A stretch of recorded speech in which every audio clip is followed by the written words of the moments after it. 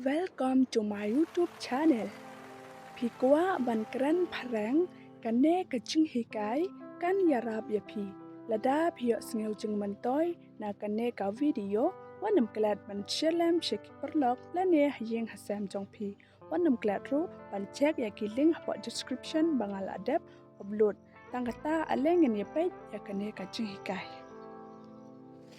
I need to ask you something. Nga don kam ban kli ai na phi. If you have anything to ask, feel free to ask. Lada phi don kano ban kli phi long lại lốt ban kli. I would like to inform you that I will be on leave tomorrow. Nga shu quá ban bấn tiếp ya phi ba ngan sim shuti la shai.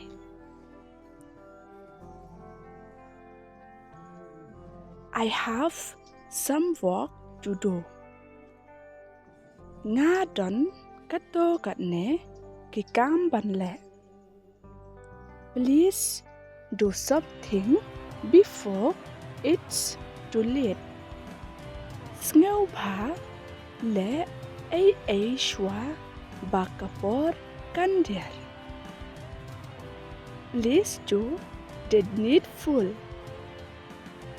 Sngew bha le yakaba don't come.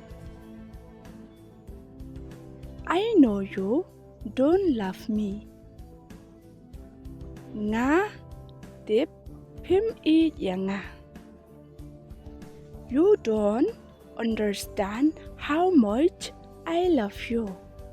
Phim sngew tho kat no nga I yapi. Why don't you understand that I love you and you are playing with my feelings? Ba lấy phim sngew tho ba nga I yapi. But phi lệ cái ya cả chứng sngew trong ngà. One day you will realize how much I love you. She sen kasngi pin sa sngew thu kat no nga I yapi. My feelings for you will never change. Cả chứng sngew trong nga yapi kan kala.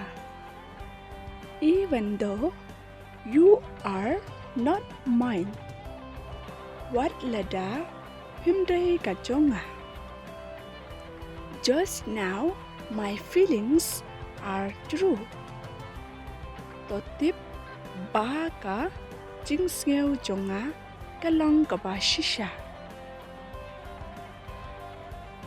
Just remember these one things. I will always love you. Token mau kane go way ngan I yapi. I don't understand what you mean. Ngam sngew thu ka ai phi một. You will understand. Phi sa sngew thu. To get some things different, you must some things different. Ba phin yo ka ai ka ba compare phi ha ban le ai ka ba compare. If you want to change where you are tomorrow, lada phi kwa ban kla shano phin don la shai. You have to do some things different today. Phi hap ban le ai ka ba compare manta kasni. Doing what you like is freedom. Ban le cả ấy cả bá phi ngêu tận nát cả đây cả chứng lại lụi liking what you do is happiness ban ngêu tận nát cả ấy cả bá phi lệ cả đây cả chứng cái mền